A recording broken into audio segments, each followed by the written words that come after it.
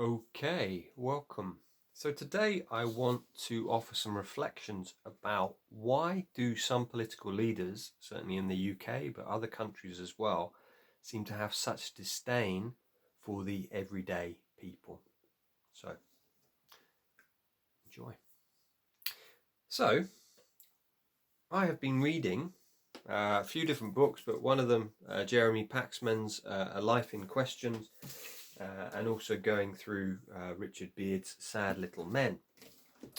And I was reading Jeremy Paxman last night, and I just thought it was fascinating how, and I'll read it in a bit, but how he talks about the everyday person, how in his school, in his prep school, they blamed everything on the working class, on the plebs, as they said. So I'd love to draw into that and also kind of draw upon the work of wounded leaders, because I think this is really important for us to be aware of this in our culture.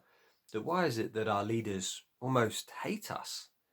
They look down on us. They make decisions which seem to have real disdain for us. So I'd like to go through that today. So a couple of days ago, I was on a podcast, and I was appearing with a psychotherapist and also a comedian actor, Tom Greaves, who I have interviewed on my podcast, who's done Goodbye, Mr. Fudgy. And we were talking about our experiences of boarding school. And in particular, I was sharing a little bit about this class divide. So a lot of people at our school were from working class backgrounds, but we never talked about it because the school I went to was more of a charity-based school. It meant that, a lot of the people there were from London, they're working class backgrounds, but we never talked about it. The idea was we were moving up into the public school sector. We were becoming, somehow different.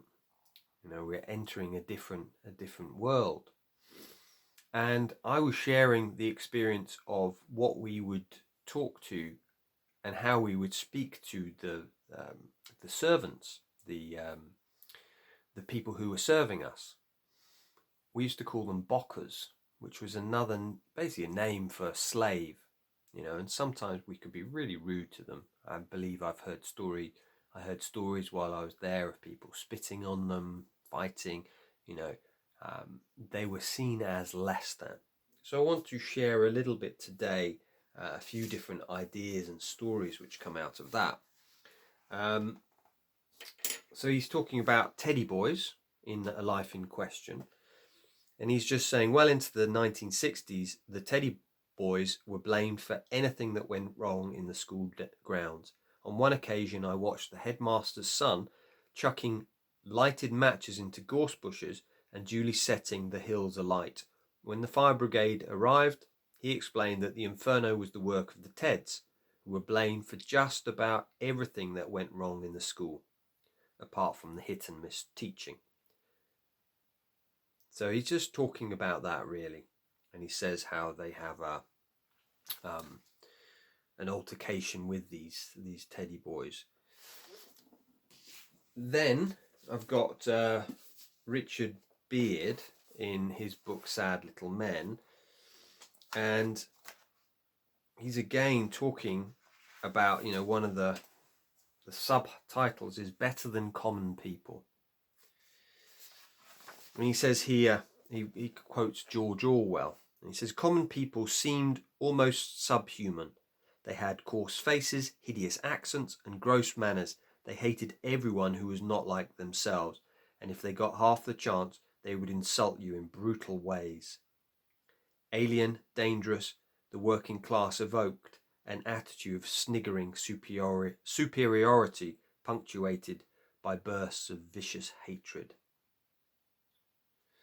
So that was from the book Road to Wigan Pier, written by Bernard Crick. From the colleges of Oxford and Cambridge, Richard Beard goes on, from the Houses of Parliament and the Inns of court, from the square mile, and from Lord's and Twickenham, and from big houses in the country, and from the high windows of the public schools themselves, we were trained to look down on everywhere else. The rest of the country was there, but not there. We passed through the in-between places with their in-between people on the way from one privileged stronghold to the next. So it's just talking about that.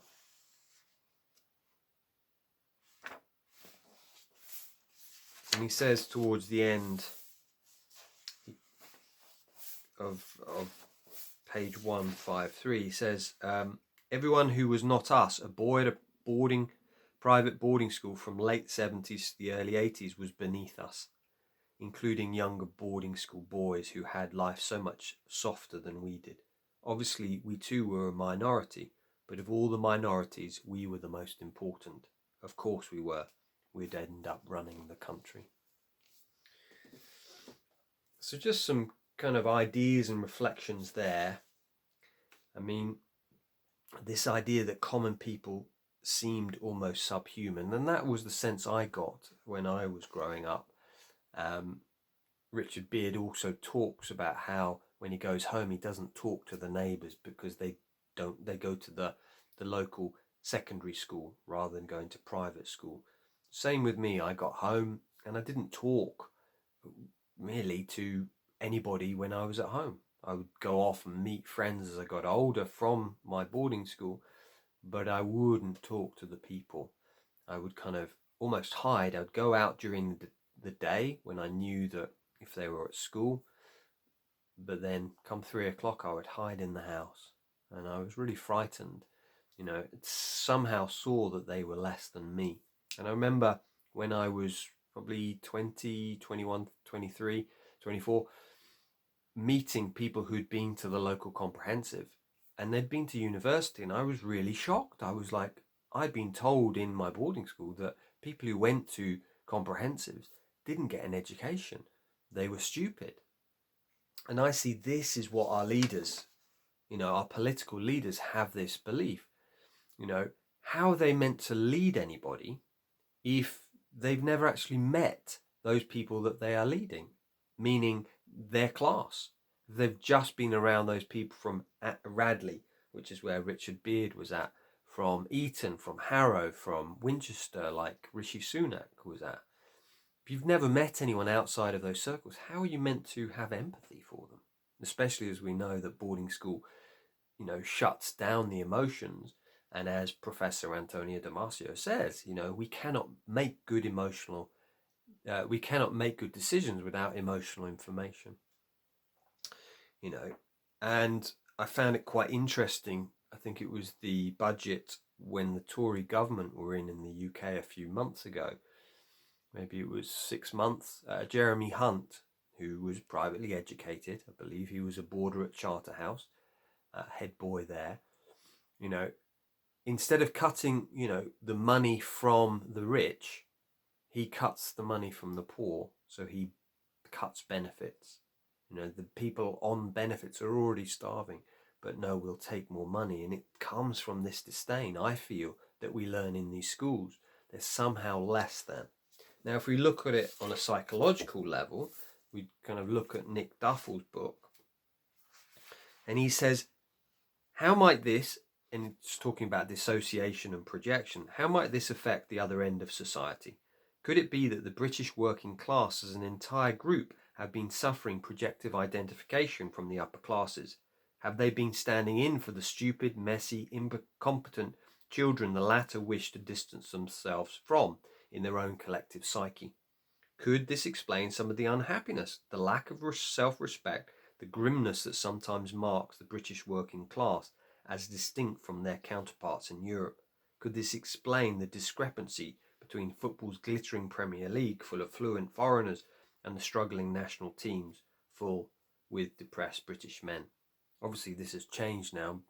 England has done reasonably well in the football, but it's a really interesting question to ask, is could it be that it's that projection that we learn? We hate the vulnerable, we hate the weak, the you know, the messy part of ourselves, and we project that out onto society. So, yeah, just some ideas there, you know.